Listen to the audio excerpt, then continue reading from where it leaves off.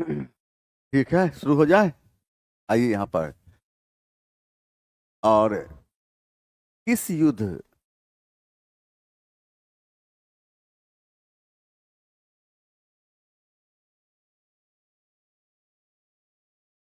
देखें, किस युद्ध के बाद जर्मनी का एकीकरण पूरा हुआ? और इसका सही आंसर हो जाता है सेडोन का युद्ध। ये कई बार आया भी है, क्वेश्चन सेट भी कई बार किया गया है। और अब ये प्रश्न उभरता है कि सेडोन का युद्ध हुआ कब। ये प्रश्न कैसे रहेगा? और ये आप रहेगा कि सेडोन का युद्ध कब हुआ था, इस युद्ध की क्या खासियत थी। तो इस प्रकार सेडोन के युद्ध 1871 ईस्वी में हुई थी। इस युद्ध के बाद ही जर्मनी का एकीकरण संभव हुआ था। इस प्रकार जर्मनी का एकीकरण 1871 ईस्वी में 1871 ईस्वी में हुआ था। बस अब यहाँ पर टू दी पॉइंट पढ़ना है। अब देखो यहाँ पर सेडोन सेडोन का युद्ध सेडोन का युद्ध सेडोन का युद्ध कब हुआ था? 1871 ईस्वी में। और इस युद्ध के तहत क्या हुआ था? जर्मनी का एकीकरण जर्मनी का एकीकरण हुआ। और जर्मनी का एकीकरण कब हुआ था? 1871 ईस्वी में। बस, फालतू एक भी चीज नहीं। अब यहाँ पर है क्या कि इसको कहते हैं हम, सेडोन का युद्ध कब हुआ था? 1871। इस युद्ध के बाद किस देश का एकीकरण हुआ था? जर्मनी का। और जर्मनी में एकीकरण की प्रक्रिया कब प्रारंभ हुई थी? 1871। क्लियर? आइए आप।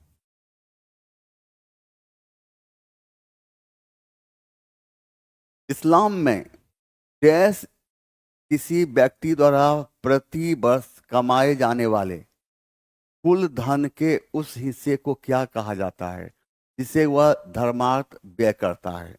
और इसको कहते हैं जकात।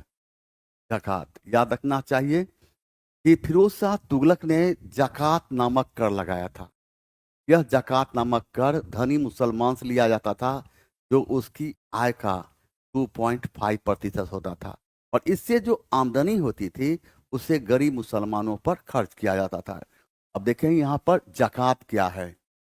देखें जकात जकात किस तरह से, यह धनी मुसलमानों से धनी मुसलमानों से लिया जाने वाला कर था। धनी मुसलमानों से लिया जाने वाला कर था। लिया जाने वाला कर था, जो उसकी आय का कितना होता था? 2.5%। और इससे जो आमदनी होती थी वह किस पर खर्च किया जाता था? गरीब मुसलमानों पर। गरीब मुसलमानों पर। किस पर? गरीब मुसलमानों को। याद रखना है, फिरोज शाह तुगलक की जब हम बात करते हैं, फिरोज शाह तुगलक ने पहले से चले आ रहे 24 कर को समाप्त करके मात्र 4 कर लगाया था। नंबर 1 खराज। नंबर 1 खराज, यह भूमि कर था। यह क्या था? तो भूमि कर था, जो उपज का 1/3 या 1/5 भाग लिया जाता था। नंबर 2 जकात। नंबर 2 जकात, यह धनी मुसलमान से लिया जाने वाला कर था, जो उसकी आय का 2.5% होता था। और इससे जो आमदनी होती थी उसे गरीब मुसलमानों पर खर्च किया जाता था। नंबर 3 खम्स कर। नंबर 3 खम्स कर। तो खम्स कर उस कर को कहा गया, युद्ध में लूटे गए सामान में राजा एवं सेना का जो हिस्सा निर्धारित किया जाता था उसे कहा गया खम्स कर। और फिरोज शाह तुगलक स्वयं खम्स कर 1/5 भाग लेता था और सेना के बीच 4/5 भाग बांटता था। नंबर 4 जजिया। जजिया, ये जजिया कर किससे ब्राह्मणों से लिया जाता था। फिरोज शाह तुगलक पहला मुस्लिम शासक था जिसने सर्वप्रथम ब्राह्मणों पर जजिया कर लगाया। जजिया एक धार्मिक कर था। यह कर देने के बाद ही गैर मुस्लिम मुस्लिम राज में रहने के हकदार होते। अब आपसे यहाँ प्रश्न क्या पूछा जाएगा कि यहाँ प्रश्न पूछा जाएगा कि फिरोज शाह तुगलक पहले से चले आ रहे कितने करों को समाप्त किया था? 24 कर को। कितना कर लगाया? 4 कर। नंबर 1 कौन है? खराज। ये कैसा था? तो भूमि कर था। कितना लिया जाता था?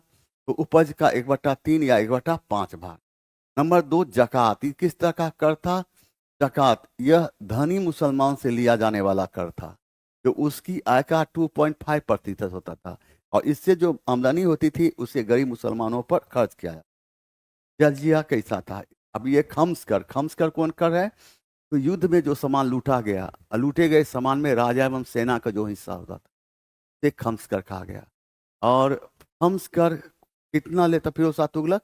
तो स्वयं 1/5 भाग लेता था और सेना के बीच 4/5 भाग बांटता था। जजिया ये क्या था? तो ये जजिया एक धार्मिक कर था, ये जो गैर मुसलमान से लिया था, यानी जो मुसलमान नहीं है। और फिरोज शाह तुगलक पहला मुस्लिम शासक था जिसने सर्वप्रथम ब्राह्मणों पर जजिया कर लगाया था। आइए नंबर 73 में, संयुक्त राष्ट्र की इनमें से कौन सी एजेंसी अंतर्राष्ट्रीय श्रम अधिकारों का संवर्धन करती है? इसका सही आंसर है तो ILO। इसको हम क्या कहते हैं? इसे हम अंतर्राष्ट्रीय श्रम संघ कहते हैं। क्या कहते हैं? अंतर्राष्ट्रीय। इसे अंतर्राष्ट्रीय श्रम संगठन के नाम जानते हैं। अंतर्राष्ट्रीय श्रम संघ। अंतर्राष्ट्रीय श्रम संगठन की स्थापना कब हुई थी? 1919 ईस्वी। और इसका मुख्यालय कहाँ था? जेनेवा। इसका मुख्यालय कहाँ था? जेनेवा। आइए यहाँ पर IMF। IMF की बात करते हैं। इसकी स्थापना कब हुई थी? तो 1945 ईस्वी। इसका मुख्यालय कहाँ था? Washington DC। वाशिंगटन डी कहाँ था? Washington DC। IMO इसको क्या कहते हैं? IMO को इसे हम कहते हैं अंतर्राष्ट्रीय समुद्री संगठन। इसको हम अंतर्राष्ट्रीय समुद्री संगठन का नाम जानते हैं। अंतर्राष्ट्रीय समुद्री संगठन। और इसकी स्थापना कब हुई थी? 1958 ईस्वी में हुई। इसका मुख्यालय कहाँ? इसका मुख्यालय लंदन में है। कहाँ है? लंदन में है। हो गया। अब यहाँ पर एक बार हो जाए। अब हम देखते हैं कि यहाँ पर संयुक्त राष्ट्र यानी संयुक्त राष्ट्र संगठन की बात हो रही है। संयुक्त राष्ट्र की स्थापना कब हुई थी? 24 अक्टूबर 1945। और प्रतिवर्ष 24 अक्टूबर को क्या मनाया जाता है? संयुक्त राष्ट्र संगठन दिवस मनाया जाता है। यानी संयुक्त राष्ट्र संघ की स्थापना दिवस प्रतिवर्ष 24 अक्टूबर को मनाया जाता है। और याद, इसका मुख्यालय कहाँ है? इसका मुख्यालय न्यूयॉर्क में। न्यूयॉर्क में किस द्वीप पर स्थित है? तो मैनहट्टन द्वीप पर। मैनहट्टन द्वीप पर स्थित है। मैनहट्टन द्वीप। अब आइए यहाँ पर। अब है कि यहाँ पर है, आपसे प्रश्न पूछेगा संयुक्त राष्ट्र संघ की स्थापना कब हुई थी? 24 अक्टूबर 1945 को। प्रतिवर्ष संयुक्त राष्ट्र संघ स्थापना दिवस कब मनाया जाता है? 24 अक्टूबर को। इसका मुख्यालय कहाँ था? न्यूयॉर्क में।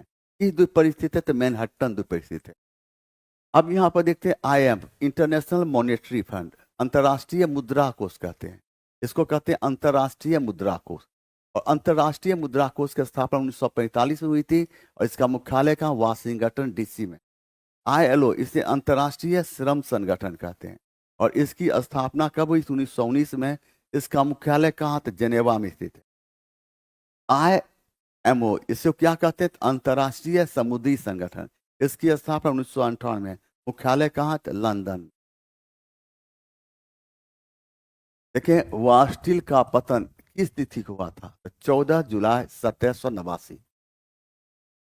और यही बात रखना है। तो ये वास्तिल क्या है? एक किला है। ये किला कहाँ था? पेरिस में। तो पेरिस की भीड़ ने क्या किया? तो इस किला पर आक्रमण करके जितने कैदी था उसको बाहर निकाल लिया। और इसके साथ ही फ्रांस की धरती पर जिस क्रांति की शुरुआत हुई, इसे हम फ्रांसीसी क्रांति के नाम जानते हैं। और जिस समय फ्रांसीसी क्रांति हुई थी, फ्रांस का सम्राट लुई 16वां था। और ये लुई 16वां पूर्वो राजवंश से संबंधित था। फ्रांसीसी क्रांति के समय स्वतंत्रता, समानता एवं बंधुत्व का नारा दिया गया था। अब देखो यहाँ पर वास्टिल का किला, प्रश्न क्या रहेगा? देखते जाओ। बास्टिल का किला, बास्टिल का किला, किला कहाँ स्थित है? पेरिस में। कहाँ है? पेरिस में। अब ये बताइए, इस किला के पतन के साथ ही जिस क्रांति की शुरुआत हुई, इसे हम कौन क्रांति कहते हैं? फ्रांसीसी क्रांति। फ्रांसीसी क्रांति। और ये फ्रांसीसी क्रांति की बात करते हैं। फ्रांसीसी क्रांति, फ्रांस का सम्राट कौन था? तो लुई 16वां था। कौन था? लुई 16वां था। और लुई 16वां का संबंध किस राजवंश से था? बुर्बो राजवंश से। बुर्बो राजवंश से। बुर्बो राजवंश से। याद रहेगा, फ्रांसीसी क्रांति के समय नारा क्या दिया गया था? स्वतंत्रता, स्वतंत्रता, समानता, समानता एवं बंधुत्व का नारा दिया। एक बार हो जाए। आपसे पूछेगा कि वास्टिल का किला कहाँ है? वास्टिल का किला कहाँ है? वास्टिल का किला पेरिस में से। इस किला के पतन के साथ ही किस क्रांति की शुरुआत हुई? फ्रांसीसी क्रांति। फ्रांसीसी क्रांति, फ्रांस का सम्राट कौन था? तो लुई 16वां था। लुई 16वां किस राजवंश संबंधित था? तो बुर्बो राजवंश संबंधित था। फ्रांसीसी क्रांति के समय क्या नारा दिया गया था? स्वतंत्रता, समानता एवं बंधुत्व। आइए यहां पर देखिए, द्वितीय विश्व युद्ध में नवंबर 1941 में अमेरिका के प्रवेश का मुख्य कारण था, क्या था? इसका क्या सही आंसर होगा? तेईस होता। और इसका सही होगा क्या? पोलैंड पर जर्मनी का आक्रमण, स्टालिनग्राड का युद्ध, सुडेनलैंड पर जर्मनी का कब्जा, ऊपर एक से इसमें से कोई नहीं। इनमें से कोई नहीं। अब हम देखते हैं कि द्वितीय विश्व युद्ध की यहाँ पूछ क्या रहा है। यहाँ पूछ रहा है कि द्वितीय विश्व युद्ध में 1941 में अमेरिका के प्रवेश का मुख्य कारण क्या था? पूछ रहा है द्वितीय विश्व युद्ध में अमेरिका क्यों शामिल हुआ, यह पूछ रहा है। इसका मुख्य कारण माना जाता है जापान। तो जापान ने 7 दिसंबर 1941 ईस्वी को पोलैंड पर आक्रमण किया। यानी जापान ने, और 7 दिसंबर 1941 ईस्वी को, और अमेरिका के नौसैनिक अड्डा पर्ल हार्बर पर आक्रमण किया। और इस आक्रमण के साथ ही अमेरिका द्वितीय विश्व युद्ध में शामिल हुआ। यह पर्ल हार्बर अमेरिका का बंदरगाह होने के साथ साथ यह नौसैनिक अड्डा भी था। आपसे प्रश्न पूछा जाएगा कि जापान जापान जो था, यह पर्ल हार्बर पर आक्रमण कब किया? 7 दिसंबर 1941 ईस्वी। और इस आक्रमण के साथ क्या हुआ था? और इस आक्रमण के साथ अमेरिका, इसमें तो द्वितीय विश्व युद्ध में अमेरिका द्वितीय विश्व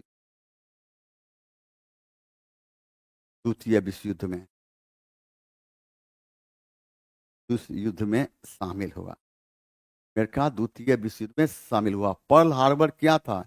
अमेरिका का अमेरिका का बंदरगाह, अमेरिका का बंदरगाह होने के साथ साथ होने के साथ साथ साथ साथ नौसैनिक अड्डा भी था। नौसैनिक अड्डा भी था। ठीक ना? एकदम कॉन्सेप्ट खोज रहा है, इसमें वन लाइनर रटने की आवश्यकता है ही नहीं। अगर वन लाइनर पढ़ते हैं तो कोई काम का नहीं है।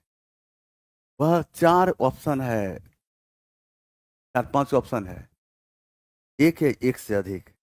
ये तभी पकड़ाएगा जब कॉन्सेप्ट आपके पास होगा। अब आइए यहाँ पर पूछेगा कि जापान पर्ल हार्बर पर आक्रमण कब किया? 7 दिसंबर 1941 को। इस आक्रमण के साथ ही क्या हुआ था? अमेरिका क्या था? द्वितीय विश्व युद्ध में शामिल हुआ। और ये पर्ल हार्बर क्या था? तो अमेरिका का बंदरगाह होने के साथ साथ यह नौसैनिक अड्डा भी था। आइए यहाँ पर, निम्न में से किसने बिस्मार्क को बाजीगर कहा था? तो कौन कहा था? तो विलियम प्रथम। ये विलियम प्रथम कौन था? यह जर्मनी का सम्राट था। कौन था ये? जर्मनी का जर्मनी का सम्राट था। ये रॉबर्ट ओवन कौन था? यह था इंग्लैंड का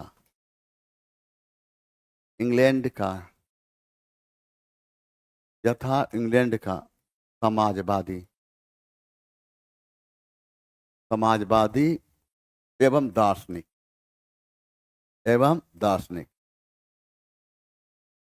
कार्ल मार्क्स कहाँ का रहने वाला था? तो यह जर्मनी का रहने वाला था। और कार्ल मार्क्स ने नारा दिया, दुनिया का मजदूर एक हो। कार्ल मार्क्स यह नारा क्यों दिया? क्योंकि कार्ल मार्क्स जानता था कि कृषि काज हो या उद्योग धंधा, संसार का कोई भी काम हो, बस वह मजदूर के बिना संभव नहीं। तो इसका मतलब क्या है? दुनिया की सारी ताकत तो मजदूर में। अगर मजदूर काम करने से इनकार कर दे तो फिर कोई काम ही नहीं है। तो फिर मजदूर कमजोर कहाँ पड़ जाता है? क्योंकि मजदूर में एकता नहीं है, यूनिटी नहीं है। इसलिए कार्ल मार्क्स ने नारा दिया, दुनिया का मजदूर एक हो। वह अपनी बातों को लोगों तक पहुंचाने के लिए दास कैपिटल एवं कम्युनिस्ट मैनिफेस्टो जैसी पुस्तक की रचना की। अब देखें, यहाँ पर पूछेगा कार्ल मार्क्स कहाँ का था। देखो यहाँ पर, कार्ल मार्क्स कहाँ का था? Karl Marx Karl Marx Germany का रहने वाला था। कहाँ का? जर्मनी का। इसने नारा किया था, इसने नारा दिया, दुनिया का मजदूर दुनिया का मजदूर एक हो, एक हो।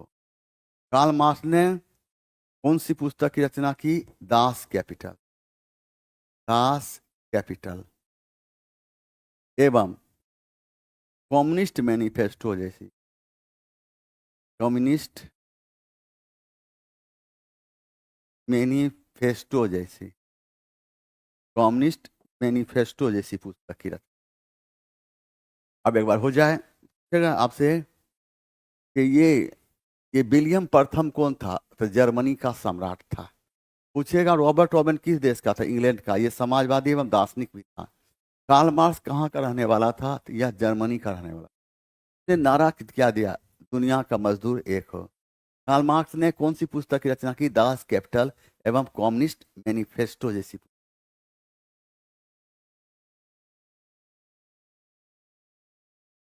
निम्न में से किसके बीच लुसाने की संधि हुई? और ये तुर्की एवं यूनान के बीच हुई।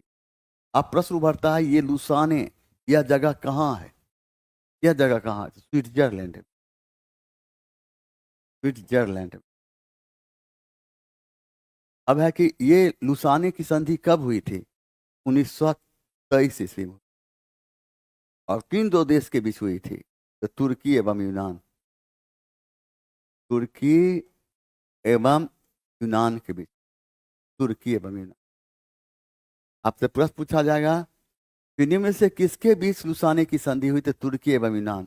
ये लुसाने जगह कहाँ है? तो लुसाने यह जगह कहाँ है? यह जगह है स्विट्जरलैंड में। तो लुसाने की संधि कब हुई? 1923 में। किसके बीच से? तुर्की एवं यूनान के बीच। और ये युद्ध की समाप्ति भी इस संधि के तहत। आइए यहाँ, निम्न में कौन सही युग्म है? डॉक्टर सन्यास सेन चीन का राष्ट्रवादी नेता थे, बिल्कुल सही है। मुस्तफा कमाल पाशा तुर्की का आधुनिक नेता था, यह भी सही है। राजा शाह पहलवी ईरान का सुधारवादी नेता था, यह भी सही है। इसका सही आंसर होगा कि उपर्युक्त में से एक से अधिक। आगे बढ़ जाए, आइए। 1789 की क्रांति के बाद फ्रांस में किस प्रकार की शासन व्यवस्था स्थापित की? तो संवैधानिक राजतंत्र की स्थापना हुई। संवैधानिक राजतंत्र की स्थापना हुई। और याद रखना है, फ्रांसीसी क्रांति, कोई क्रांति तब सफल होती है जब समाज का शिक्षित पढ़ा लिखा मध्यम वर्ग उसका साथ देता है। इस प्रकार फ्रांसीसी क्रांति को सफल बनाने में रूसो, वॉल्टेयर एवं मॉन्टेस्क्यू ने महत्वपूर्ण भूमिका निभाया था। अब यहाँ पर देखना है, कोई क्रांति कब सफल होती है? कोई क्रांति कब सफल होती है?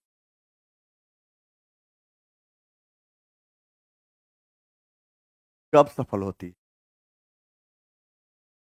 जब समाज का जब समाज का पढ़ा लिखा जब समाज का पढ़ा लिखा मध्यम वर्ग उसका जब समाज का पढ़ा लिखा मध्यम वर्ग उसका साथ देता है, उसका साथ देता है। और फ्रांसीसी क्रांति को सफल बनाने में महत्वपूर्ण भूमिका कौन निभाया था? रूसो, वॉल्टेयर एवं मॉन्टेस्क्यू ने। रूसो, वॉल्टेयर एवं मॉन्टेस्क्यू। अब देखो, बताओ, फ्रांसीसी का कोई क्रांति कब सफल होती है?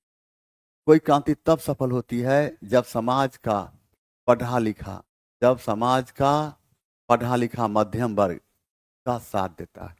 इस प्रकार फ्रांसीसी क्रांति को सफल बनाने में महत्वपूर्ण भूमिका कौन निभाया था? रूसो, वॉल्टेयर एवं मॉन्टेस्क्यू। इसमें कट गया था, क्या करें।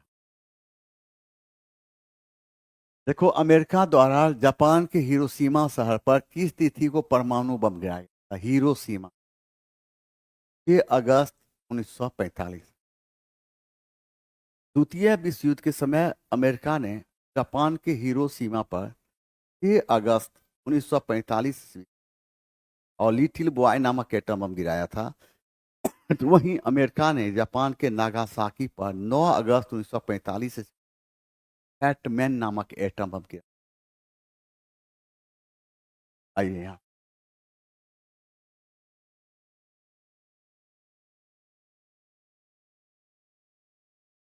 अब तो द्वितीय किस समय? द्वितीय विश्व युद्ध के समय,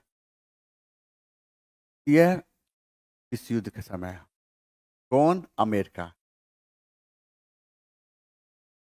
कहाँ? जापान।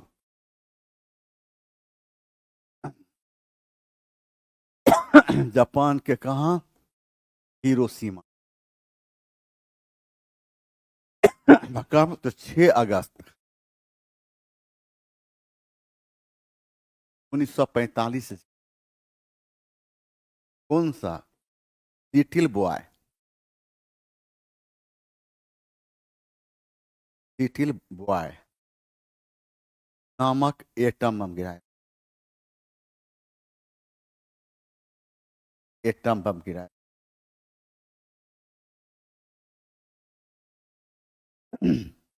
अब देखो, 9 अगस्त 1945 ईस्वी नागासाकी पर फैटमैन नामक एटम बम गिराया। फैटमैन नामक एटम बम गिराया। Atom bomb.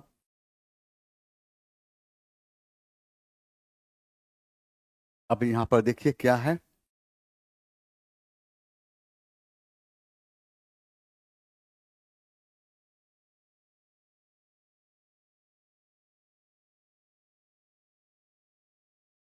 अच्छा, एक चीज बताओ, अगर TR4 अभी दे देता है तो क्या तुम तैयार हो? प्लीज बताओ। उससे क्या दिक्कत है? डिस्कशन जब हम कराते हैं तो उसमें सुधार कर लीजिए।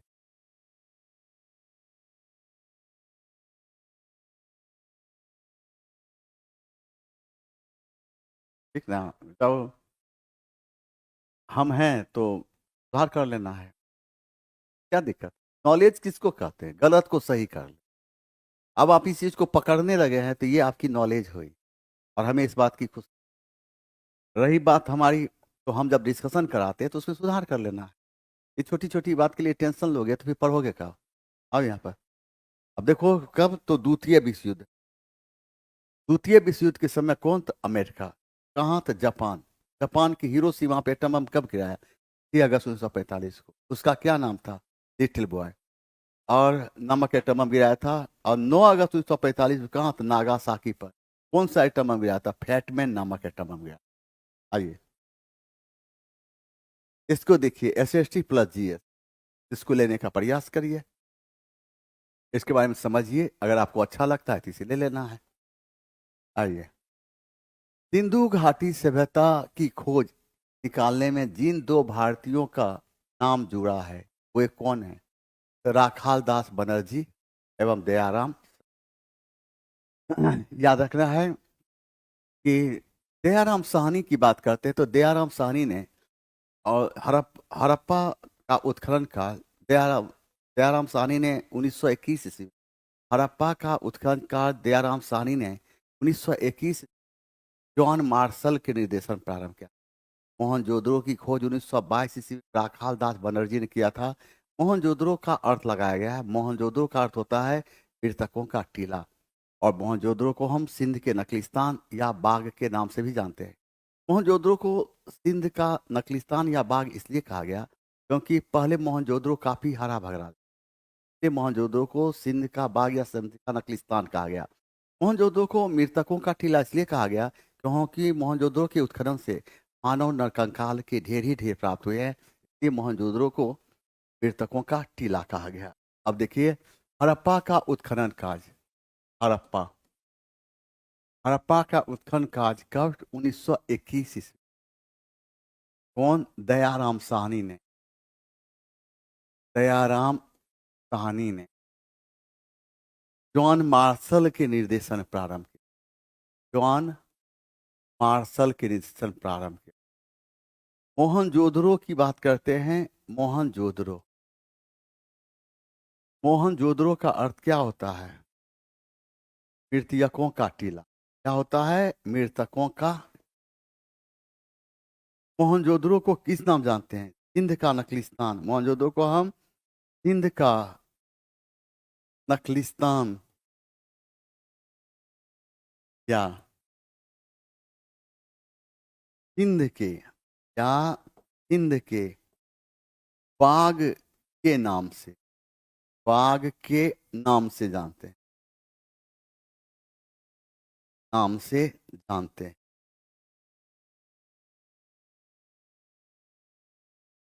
क्या रहेगा आपसे यहाँ प्रश्न? क्या रहेगा प्रश्न? ये रहेगा कि हड़प्पा का उत्खनन कार्य कब? तो 1921। कौन? तो दयाराम साहनी। किसके निर्देशन? जॉन मार्शल के निर्देशन। मोहनजोदड़ो का अर्थ क्या होता है? तो मृतकों का टीला या सिंध का नकलिस्तान कहा गया।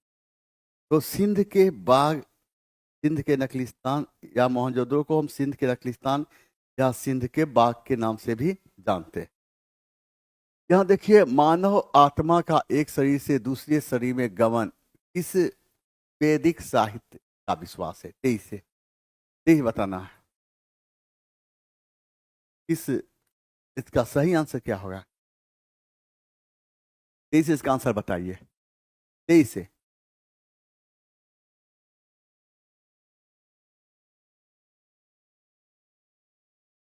अब देखिए, इसका अर्थ होता है उपनिषद। उपनिषद का अर्थ क्या होता है?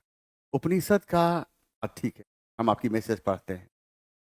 एक रिक्वेस्ट है सर, 40 क्वेश्चन वाला सेट में हिस्ट्री के किस एक पार्ट का ही आपका बात सही, और इस चीज ध्यान पर रखते हैं। हाँ, अच्छी बात है। अब हम देखते हैं कि यहाँ पर अब उपनिषद, उपनिषद का अर्थ क्या होता है? उपनिषद का अर्थ होता है समीप बैठना, अर्थात ब्रह्म विद्या को प्राप्त करने के लिए गुरु के समीप बैठना। उपनिषद से हमें दार्शनिक बातों के विषय में जानकारी मिलती है, जैसे आत्मा क्या है, परमात्मा क्या है। भारत का आदर्श वाक्य सत्यमेव जयते एक उपनिषद से लिया गया है, का नाम उपनिषदों की, और उपनिषदों की कुल संख्या 108 है। वेद, उपनिषद को वेदों का सार, ब्रह्म विद्या एवं वेदांत के नाम से भी हम जानते हैं। अब देखिए उपनिषद, यहां देखिए उपनिषद। उपनिषद, उपनिषद का अर्थ क्या होता है? समीप बैठना, समीप बैठना, अर्थात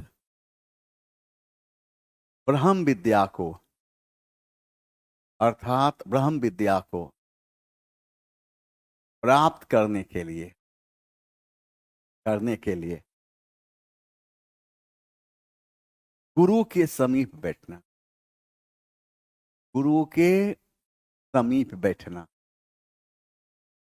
उपनिषद से हमें दार्शनिक बातों के विषय में, दार्शनिक बातों के विषय में जानकारी मिलती है। उपनिषदों की कुल संख्या 108 है। उपनिषद को क्या कहा गया? उपनिषद को वेदों का सार, वेदों का सार, ब्रह्म विद्या, ब्रह्म विद्या एवं वेदांत के नाम से भी एवं वेदांत के नाम से भी जानते हैं। अब देखो, उपनिषद का अर्थ क्या होता है? समीप बैठना, अर्थात ब्रह्म विद्या को प्राप्त करने के लिए गुरु के समीप बैठ। उपनिषद से हमें क्या? दार्शनिक बातों के विषय में जानकारी। उपनिषद की कुल संख्या कितनी? 108। उपनिषद को क्या कहा गया? उपनिषद को कहा गया वेदों का सार, ब्रह्म विद्या एवं वेदांत के नाम जानते हैं। अब देखो, संहिता की बात करते हैं तो वेद को हम किस नाम जानते हैं? वेद को हम संहिता के नाम, वेद को अपौरुषेय कहा गया, अपौरुषेय। वेद को अपौरुषेय इसलिए कहा गया क्योंकि वेद में मंत्र, वेद को अपौरुषेय इसलिए कहा गया, कहा जाता है कि वेद की रचना मानव ने नहीं बल्कि ईश्वर ने की थी। ये वेद को अपौरुषेय कहा गया। अब देखो, वेद को हम श्रुति के नाम से भी जानते हैं, वेद को हम श्रुति के नाम जानते हैं। और वेद को श्रुति के नाम से इसलिए जानते हैं क्योंकि श्रुति का अर्थ होता है सुना हुआ। वेद को हम संहिता के नाम से भी जानते हैं। वेद को हम संहिता के नाम से इसलिए जानते हैं क्योंकि वेद में मंत्रों का संग्रह मिलता है। आरण्यक से हमें क्या? ज्ञान एवं दर्शन की विषय मिलती है। ज्ञान एवं दर्शन, ज्ञान एवं दर्शन याद रखना। और आरण्यक मतलब, आरण्यक का क्या अर्थ होता है? वन, मान इसका अध्ययन वन में किया जाता था। इधर देखिए, निम्नलिखित में से किस एक विचार का प्रचलन महावीर ने किया? यह ब्रह्मचर्य। जैन धर्म के 5 महाव्रत के विषय में जानकारी। जैन धर्म के कितने महाव्रत है? 5। देखो, जैन धर्म के 5 महाव्रत, 5 महाव्रत। नंबर 1 अहिंसा, नंबर 1 अहिंसा। यह जैन धर्म का सबसे महत्वपूर्ण महाव्रत। नंबर 2 सत्य एवं अमृता। इसके तत्व बताया गया है, इंसान को हमेशा सत्य एवं मधुर मीठा, ऐसा नहीं बोलो कि दूसरे को कष्ट हो जाए। नंबर 3 अस्तेय, अस्तेय। इसके तत्व बताया गया, बिना अनुमति के दूसरों की संपत्ति नहीं लेनी चाहिए, अर्थात चोरी नहीं करनी। नंबर 4 अपरिग्रह, अपरिग्रह। इसके तहत बताया गया है कि जैन भिक्षु को धन का संग्रह नहीं करना चाहिए। अगर जैन भिक्षु धन का संग्रह करते हैं, इससे क्या होगा? इससे उनमें भोग विलास की भावना आएगी और इससे जैन धर्म मजबूत नहीं, कमजोर होगा।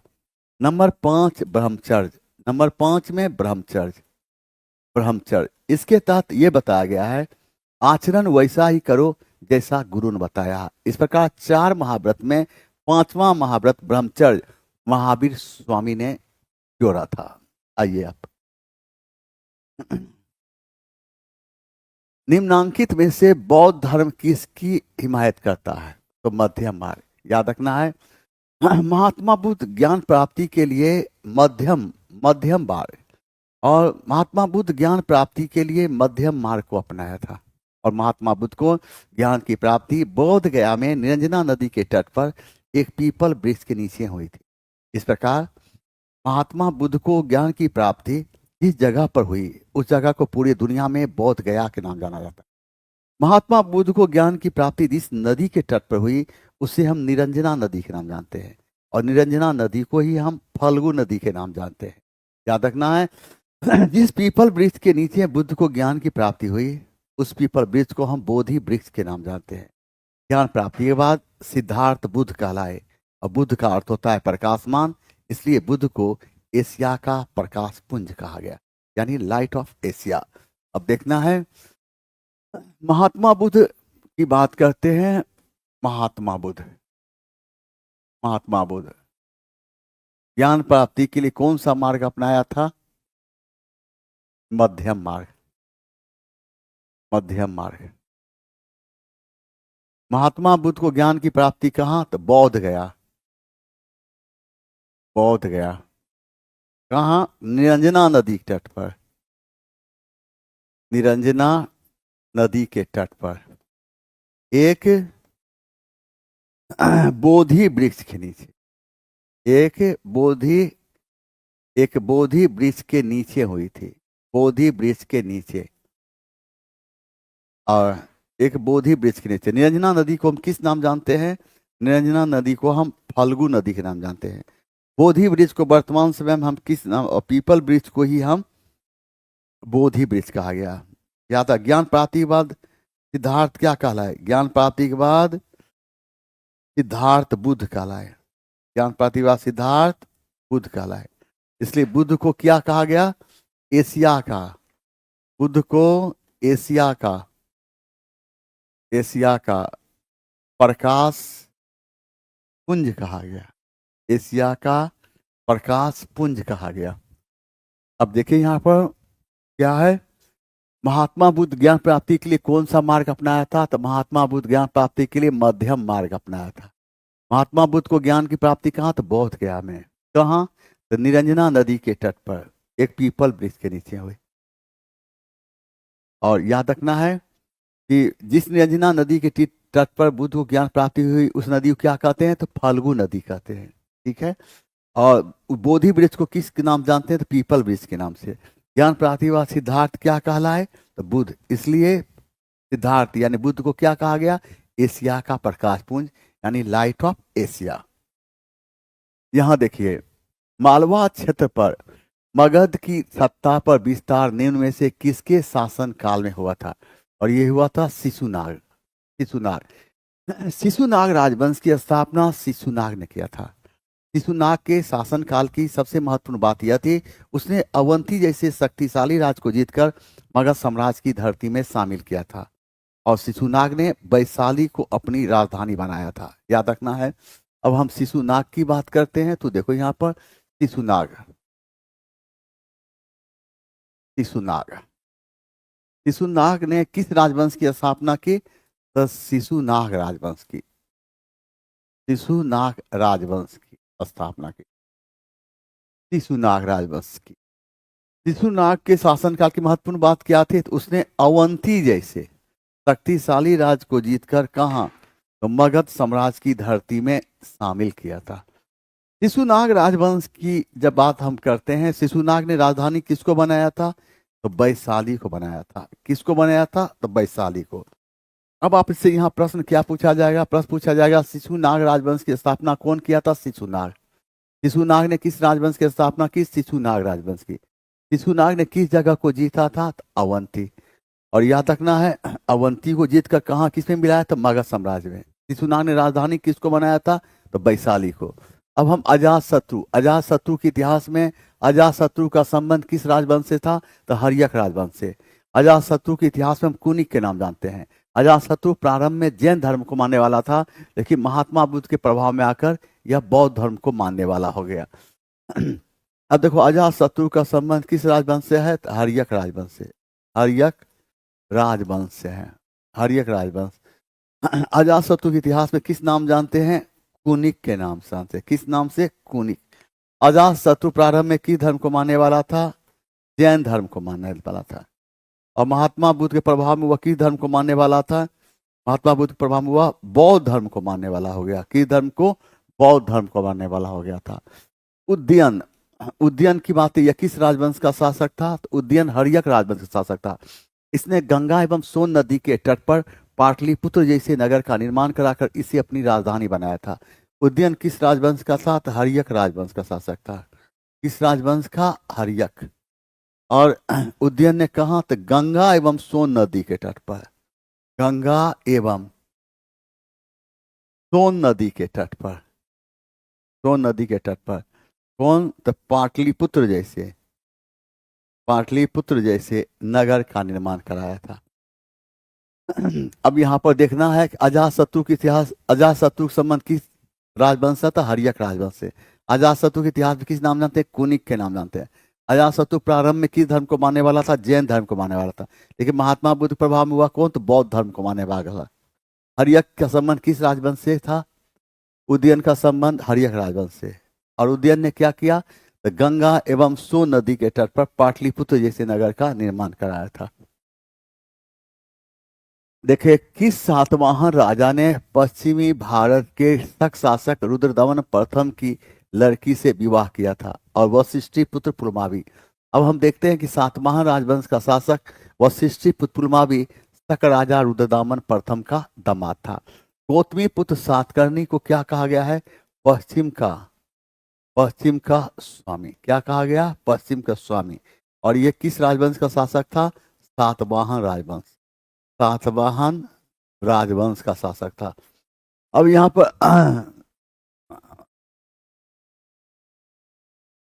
अब दोनों ऑप्शन बराबर है, ठीक है। आइए आप यहां देखिए, इनका मिलान कीजिए, 23 इसको मिलाकर बताइए। क्वेश्चन 87,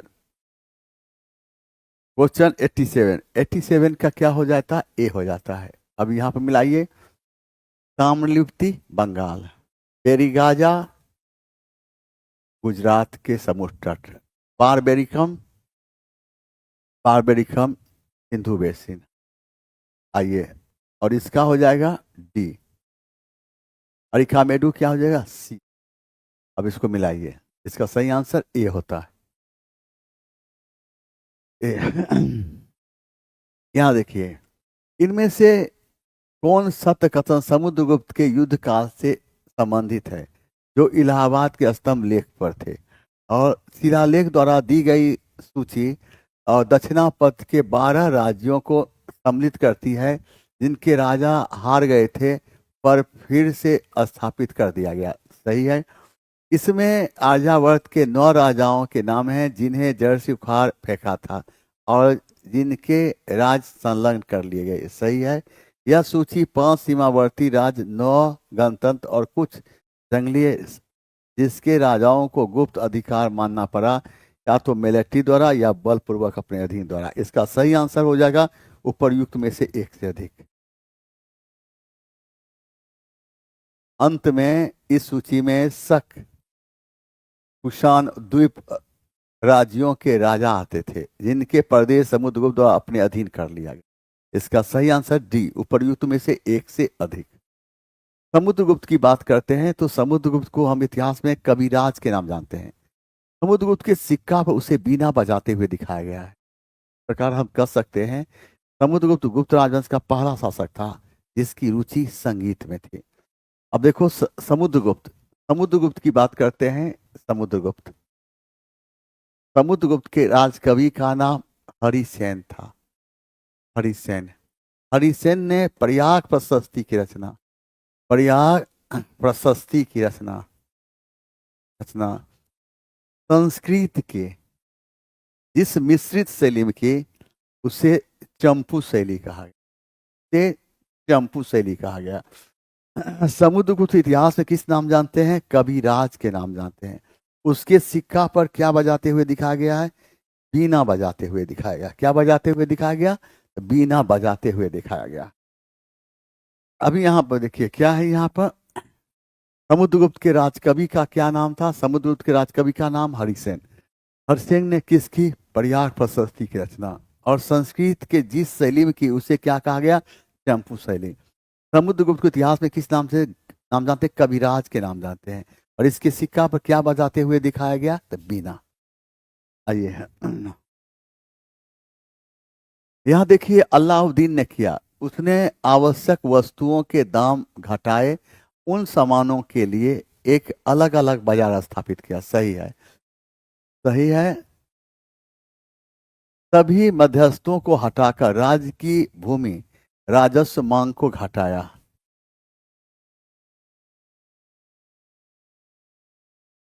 विभिन्न प्रकार की भूमि, उपहार, इनाम, मिल्क आदि।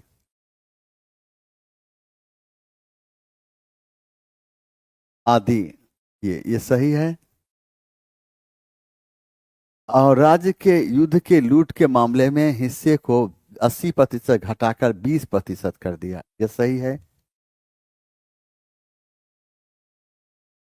किसी भी महानुभाव सज्जन व्यक्तियों में अपनी पूर्वानुमति के बिना वैवाहिक जुड़ाव से मना किया था। अब 89 का आंसर आप बताइए, 89 का आंसर आप क्या देते हैं? 30 से 89 का आंसर जल्दी बताइए। 89, 30 से 89 का आंसर बताओ। 30 से 89, 89, एक, एक, 3 और 4, इसका सही आंसर होगा 1, 3 और 4। याद रखिएगा कि उसने आवश्यक वस्तुओं के दाम घटाए और उन सामानों के लिए एक बाजार स्थापित किया। इस प्रकार अलाउद्दीन खिलजी दिल्ली सल्तनत का पहला शासक था जिसने बाजार नियंत्रण नीति अपनाया, जिसका उद्देश्य था कम खर्च पर विशाल सेना रखना।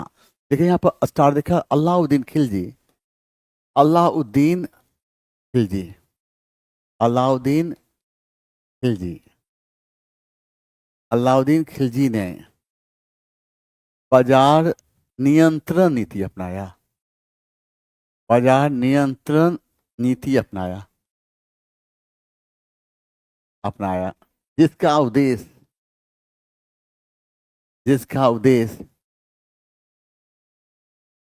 जिसका उद्देश्य कम खर्च पर, कम खर्च पर विशाल सेना रखना था, विशाल सेना रखना था। क्लियर? सभी मध्यस्थों को हटाकर राज्य की भूमि राजस्व मांग को घटाया, घटाया नहीं बढ़ाया। और अलाउद्दीन खिलजी समय में भूमि कर उपज का कितना लिया जाता था? 1/2 भाग, यह बढ़ाया। अब यहां पर देखिए विभिन्न प्रकार के भूमि, उपहार, इनाम, वक्फ आदि समाप्त करके अलाउद्दीन खिलजी ने सरकारी भूमि को क्या कहा जाता था? सरकारी भूमि को, सरकारी भूमि को क्या कहा जाता था? सरकारी भूमि को खालसा भूमि कहा जाता था। क्या कहा जाता था? खालसा भूमि। इस प्रकार अलाउद्दीन खिलजी ने खालसा भूमि में वृद्धि की थी, याद रहेगा। और क्या रहेगा? याद रहेगा, वृद्धि की थी। इसका सही आंसर हो जाता है सी। अब आपसे प्रश्न पूछा जाएगा कि दिल्ली सल्तनत का वह शासक कौन था जो बाजार नियंत्रण नीति अपनाया? तो अलाउद्दीन खिलजी ने बाजार नियंत्रण नीति अपनाया, जिसका उद्देश्य क्या था? कम खर्च पर विशाल सेना रखना था। अलाउद्दीन खिलजी समय भूमि कर उपज का कितना था? 1/2, ये बढ़ा दिया था। याद है कि अलाउद्दीन खिलजी के समय में सरकारी भूमि में वृद्धि किया गया था, और सरकारी भूमि क्या कहा गया था? खालसा भूमि। आइए यहाँ पर देखिए, इनमें से कौन सा क्षेत्र बहमनी और विजयनगर राजाओं के बीच विवाद का विषय था? इसका सही आंसर देना है क्या? ई, उनमें से कोई नहीं। विजयनगर एवं बहमनी साम्राज्य के बीच संघर्ष का, और और विजयनगर की बात करते हैं तो याद रखना है विजयनगर एवं बहमनी साम्राज्य के बीच संघर्ष का मुख्य कारण माना जाता है कृष्णा एवं तुंगभद्रा नदी के बीच स्थित रायचूर एवं दोआब का क्षेत्र। और ये जगह हीरा के साथ साथ लोहा के लिए प्रसिद्ध था। याद रखना है अलाउद्दीन खिलजी, याद रखना है कि विजयनगर साम्राज्य, विजयनगर साम्राज्य, विजयनगर साम्राज्य एवं बहमनी साम्राज्य के बीच,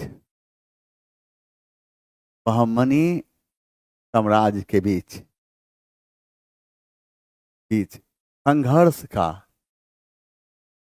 संघर्ष का मुख्य कारण माना जाता है,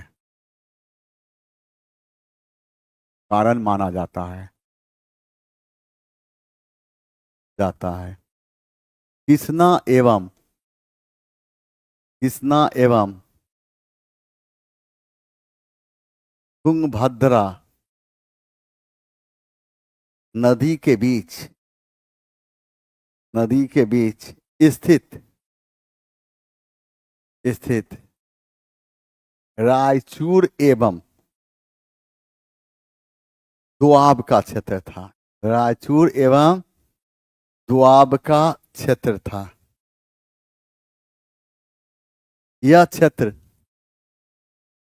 यह क्षेत्र लोहा के साथ साथ, लोहा के साथ साथ साथ साथ हीरा के लिए भी प्रसिद्ध था। हीरा के लिए भी, हीरा के लिए भी प्रसिद्ध था। याद रहेगा। अब यहां पर अब क्या देखते हैं कि विजयनगर साम्राज्य एवं बहमनी साम्राज्य के बीच संघर्ष का मुख्य कारण माना जाता है। क्या माना जाता है? कृष्णा एवं तुंगभद्रा नदी के बीच स्थित रायचूर एवं दोआब का क्षेत्र। यह क्षेत्र लोहा के साथ साथ हीरा के लिए भी प्रसिद्ध है। ठीक है।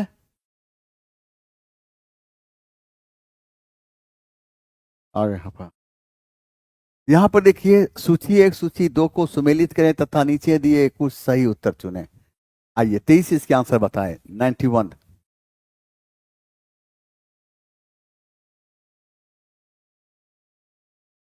91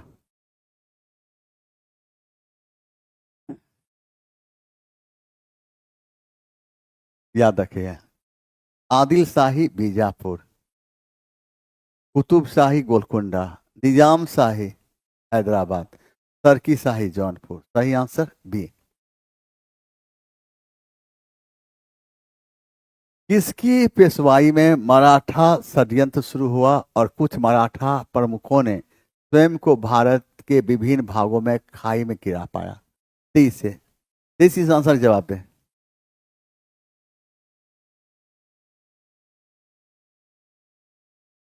23 से,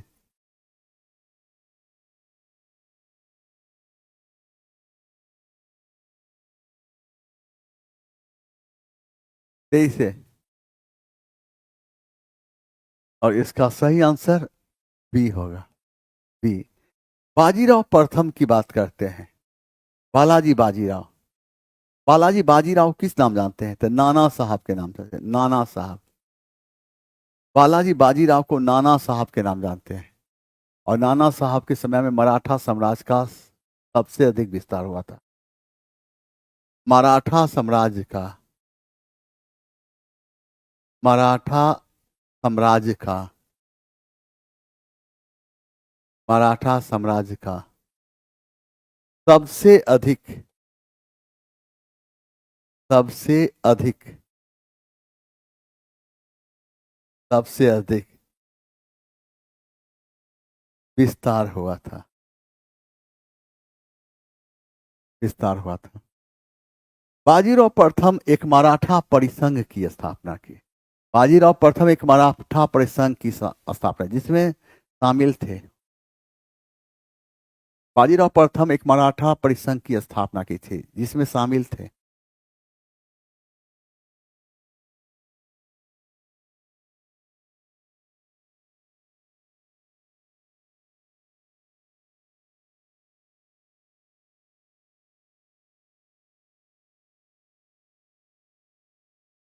ग्वालियर के सिंधिया,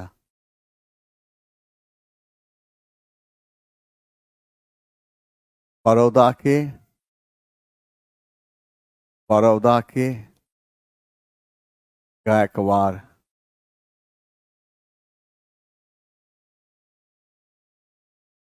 बाजीराव प्रथम ने एक मराठा परिसंघ की स्थापना की जिसमें शामिल थे बड़ौदा के गायकवाड़, ग्वालियर के सिंधिया, याद रखना है।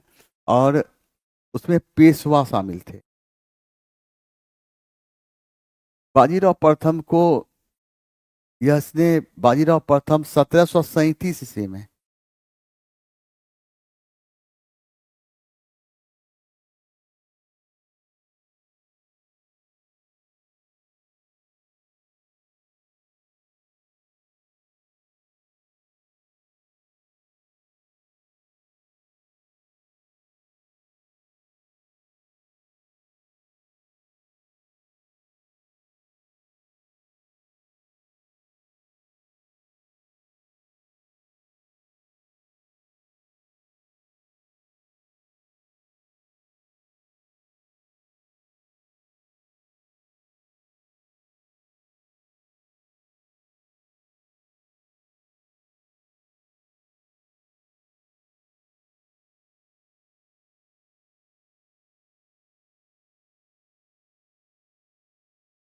बाजीराव प्रथम ने एक मराठा परिसंघ की स्थापना की, जिसमें शामिल थे नागपुर के भोंसले, इंदौर के होलकर, बड़ौदा के गायकवाड़ एवं ग्वालियर के सिंधिया।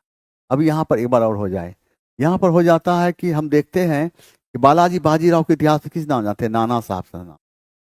नाना साहब के समय में क्या होता था? मराठा साम्राज्य का सबसे अधिक विस्तार हुआ था, सबसे अधिक विस्तार हुआ था। बाजीराव प्रथम एक मराठा परिसंघ की स्थापना की, और जिसमें कौन था?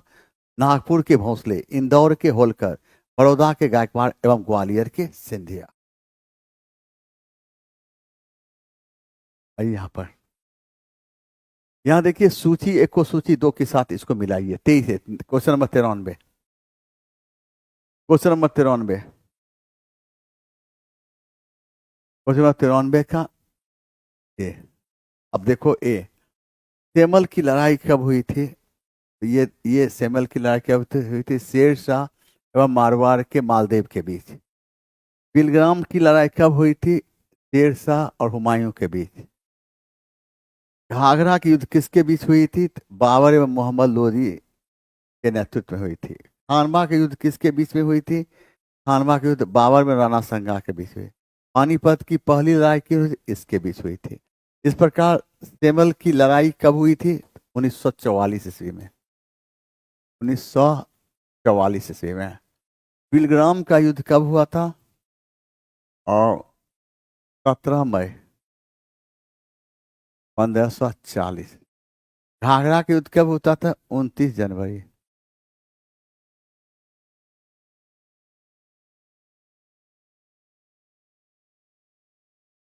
घाघरा के युद्ध कब हुआ था? 6 मई 1529 ईस्वी। खानवा का युद्ध कब हुआ था? 17 मार्च 1527। पानीपत की प्रथम युद्ध 21 अप्रैल 1526। अब जवान को बताना है, जवान कोई दिक्कत है? 23 है, 23 है। और यहाँ पर जब ईस्ट इंडिया कंपनी का गठन हुआ था, उस समय भारत का मुगल बादशाह कौन था? उसमें भारत का मुगल बादशाह अकबर था, मुगल बादशाह अकबर था। हुमायूं की जब हम बात करते हैं तो चित्तौड़ की रानी कौन थी? चित्तौड़, चित्तौड़ की रानी कौन थी? कर्णवती, कर्णवती। हुमायूं को क्या भेजी थी? राखी। कहाँ के राजा के विरुद्ध सहायता मांगी थी? तो गुजरात के, गुजरात के शासक कौन? बहादुर शाह के खिलाफ, बहादुर शाह के खिलाफ। आइए, औरंगजेब की जब हम बात करते हैं, औरंगजेब की पत्नी का नाम क्या था? दिलरास बानो बेगम, दिलरास बानो बेगम। इसे इसे रबिया उद्दौरानी, इसे रबिया उद्दौरानी की उपाधि दी गई थी। औरंगजेब अपनी बेगम का मकबरा कहाँ? महाराष्ट्र के औरंगाबाद में बनवाया।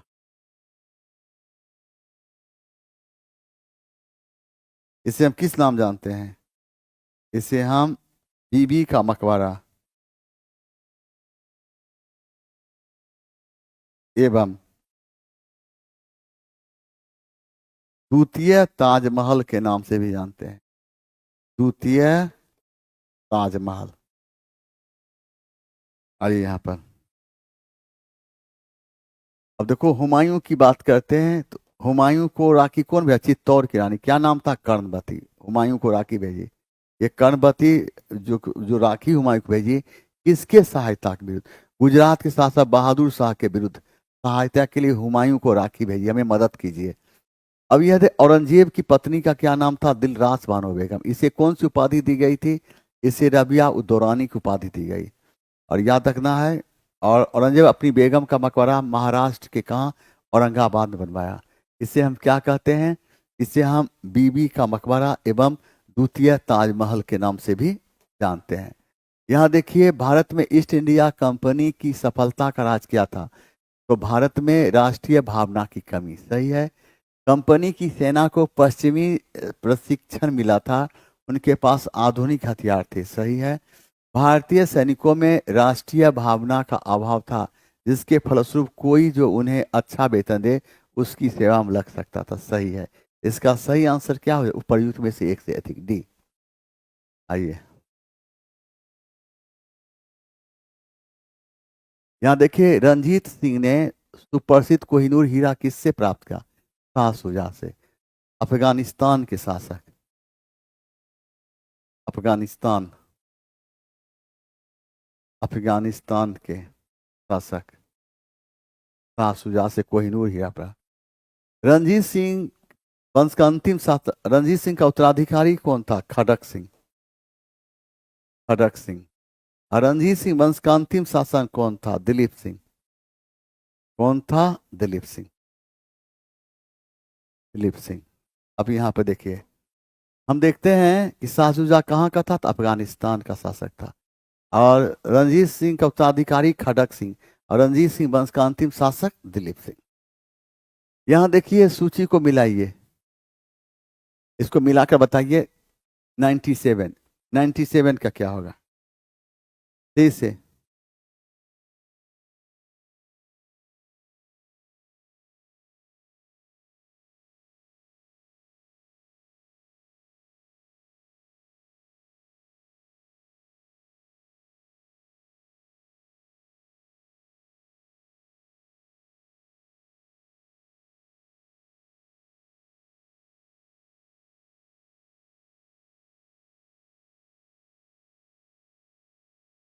नाइन्टी सेवन का सी।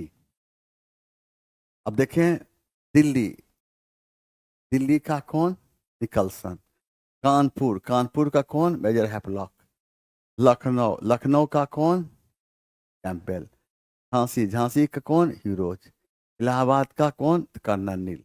और उसका सही आंसर सी। आइए, यहाँ देखिए, सूची 1 को सूची 2 से सुमेलित कीजिए और सूचियों के नीचे दिए गए कूट का प्रयोग उत्तर चुनें। 30 बताएं। 98, 98 का, 98 का क्या होगा? 98, 98 का सी।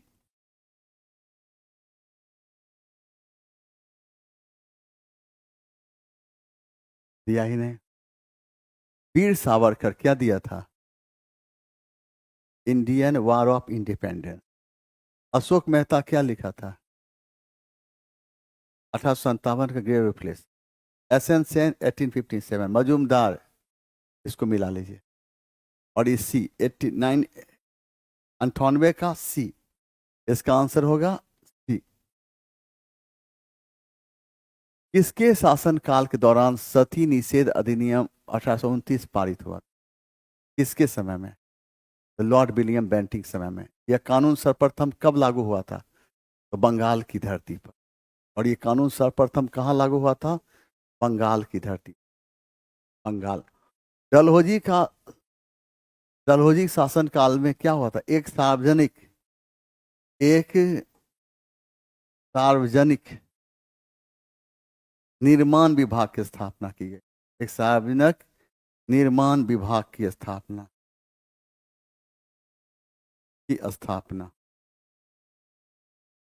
स्थापना।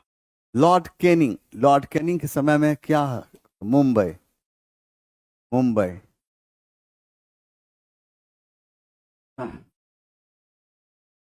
लॉर्ड कैनिंग से मुंबई, मद्रास एवं कलकत्ता में एक एक विश्वविद्यालय के, एक एक उच्च न्यायालय की स्थापना की गई। एक एक उच्च न्यायालय, एक एक उच्च न्यायालय की स्थापना की, एक एक उच्च न्यायालय की स्थापना की गई थी। देखिए, निम्नलिखित घटनाओं के सही क्रम में स्थापित करें। मुस्लिम लीग की स्थापना 1906, सूरत विच्छेद 1907, कांग्रेस की स्थापना 1885, रोलेट एक्ट 1919। अब इसको मिलाइए। पहले कौन हुआ था? 1885 3। फिर कौन हुआ था? 1906। फिर 2 1907। फिर सही आंसर ए। आइए अब होम रूल आंदोलन भारत के स्वतंत्रता संग्राम के एक नए चरण के आरंभ का द्योतक था, क्योंकि इसने देश के सामने स्वशासन की एक ठोस योजना रखी। होम रूल आंदोलन किस देश के तर्ज पर प्रारंभ हुआ था? तो भारत में होम रूल आंदोलन आयरलैंड के तर्ज पर प्रारंभ हुआ। भारत में होम रूल आंदोलन के दो प्रमुख नेता थे, बाल गंगाधर तिलक एवं एनी बेसेंट। बाल गंगाधर तिलक ने 28 अप्रैल 1916 ईस्वी को पूना के निकट बेलगांव में होम रूल लीग की स्थापना किया था। बाल गंगाधर तिलक ने 28 अप्रैल 1916 ईस्वी को बेलगांव में होम रूल लीग की स्थापना किया था। एनी बेसेंट सितंबर 1916 ईस्वी मद्रास में होम रूल लीग की स्थापना की थी। एनी बेसेंट अपने लीग का अध्यक्ष स्वयं थी। सचिव जॉर्ज अरुणडेल को बनाया गया। होम रूल आंदोलन किस देश के तर्ज पर? आयरलैंड। आयरलैंड के तर्ज पर चला गया था। होम रूल आंदोलन कितने नेता थे? तो 2 नेता थे। कौन कौन? बाल गंगाधर तिलक, बाल गंगाधर तिलक और एनी बेसेंट। बाल गंगाधर तिलक का 28 अप्रैल 1916 को कहाँ? बेलगांव में होम रूल लीग की स्थापना की। बेलगांव में। Annie Besant, Annie Besant, Annie Besant सितंबर 1916 में, 1916 इसमें मद्रास में होम रूल लीग की स्थापना की। मद्रास में। एनी बेसेंट अपने लीग का अध्यक्ष स्वयं थी और सचिव जॉर्ज अरुणडेल को बनाया गया था। सचिव जॉर्ज अरुणडेल को बनाया गया। पूछेगा होम रूल आंदोलन किस देश के तर्ज पर? तो आयरलैंड के तर्ज पर है। होम रूल आंदोलन कितने नेता थे? 2। कौन कौन? बाल गंगाधर तिलक और एनी बेसेंट। बाल गंगाधर तिलक ने होम रूल की स्थापना कब किया था? 28 अप्रैल 1916। कहाँ थे? बेलगांव में। एनी बेसेंट ने कब स्थापना की? सितंबर 1916 ईस्वी में। कहाँ? तो मद्रास में। एनी बेसेंट अपने लीग का अध्यक्ष स्वयं थी। सचिव किसको बनाया गया? तो जॉर्ज अरुणडेल को बनाया गया। भारतीय राष्ट्रीय आंदोलन की उत्पत्ति एवं विकास के कारणों में से एक, भारतीय समाज के कई वर्गों को छोड़कर अंग्रेजों के विरुद्ध शिकायतें समाज के कौन कौन से वर्ग इसके अपवाद थे? 102। 102 क्वेश्चन का 23 आंसर बताओ। 23 से 102 भी। इसका क्या होगा? 2 और 5। यहां पर देखिए पीजीटी टेस्ट सीरीज है 11 12 के लिए हिस्ट्री। इसे भी देखना है, समझना और लेना है। निष्क्रिय विरोध में क्या सम्मिलित नहीं थे? सरकार के साथ। Hello, hello. हाँ हाँ हाँ, बोलिए। हाँ, खुश सही है। हाँ, वो पहचान गए, बोल।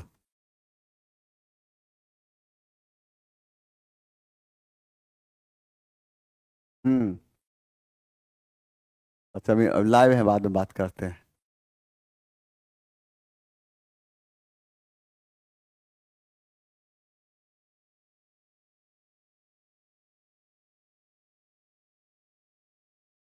इसका सही आंसर क्या हो जाएगा? सम्मिलित नहीं था। इसका 4, सिर्फ 4 होगा। ठीक। कल चार्ल्स वुड, जिसने 1854 की शैक्षिक अस्थिरता ड्राफ्ट की, तब था। और ये खोया था, तो बोर्ड ऑफ कंट्रोल का अध्यक्ष। बोर्ड ऑफ कंट्रोल का। लॉर्ड डलहौजी समय में 1854 ईस्वी में वुड्स डिस्पैच एक्ट पारित किया और इस एक्ट के तहत मुंबई, मद्रास एवं कलकत्ता में एक एक विश्वविद्यालय की स्थापना की। यहाँ पर देखिए, लॉर्ड डलहौजी के समय में, लॉर्ड डलहौजी के समय में 1854 ईस्वी में goods dispatch, goods dispatch act पारित किया। इस एक्ट के तहत 1857 ईस्वी में मुंबई, मद्रास एवं कलकत्ता में एक एक विश्वविद्यालय की स्थापना की गई। सन 2011 के जनगणना के अनुसार बिहार के सर्वाधिक महिला साक्षरता वाला जिला आरोही क्रम में क्या है? ये हिस्ट्री का क्वेश्चन है, नहीं ना? इसका आंसर मानेगा रोहतास। आइए, बिहार और गैर सरकारी प्रारंभिक विद्यालय नियंत्रण अधिनियम पारित किया गया था। कब पारित किया गया था? 1976 में। कब पारित किया गया था? 1976। निम्न पर्यटन संस्थाओं में कौन पटना शहर में स्थित नहीं है? अक्षय वट वृक्ष नहीं है। ये कहाँ है? प्रयागराज। प्रयागराज।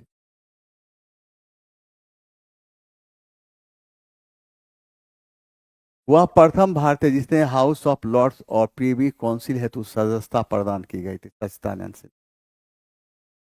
डॉक्टर राजेंद्र प्रसाद के पिता का नाम क्या था? महादेव सहाय। क्या नाम था? महादेव सहाय। पिता का नाम महादेव सहाय, माता का नाम कमलेश्वरी देवी। राजेंद्र प्रसाद का जन्म कब हुआ था? 3 दिसंबर 1884। कहाँ? सिवान के जीरादेई में। जयप्रकाश नारायण आजाद दस्ता का गठन, आजाद दस्ता का गठन कहाँ किया था? नेपाल में। और किस आंदोलन समय? भारत छोड़ो आंदोलन समय। भारत का वह प्रथम राज्य जिसने भूमि सुधार कानून बनाया था, बिहार। और बिहार में भूमि सुधार कानून कब पारित किया गया था? 1950 ईस्वी। 1950 ईस्वी। 22 दिसंबर 1938 को नेवरा में विवादास्पद क्षेत्रों पर फसल काट किसान सत्याग्रह की शुरुआत किसने की थी? यदुना। सबा खैर, मुस्कुराते रहिए, हंसते रहिए, और कभी हाथ में ज्वाइनिंग लेटर लेकर कभी मिलने आइए। Thank you.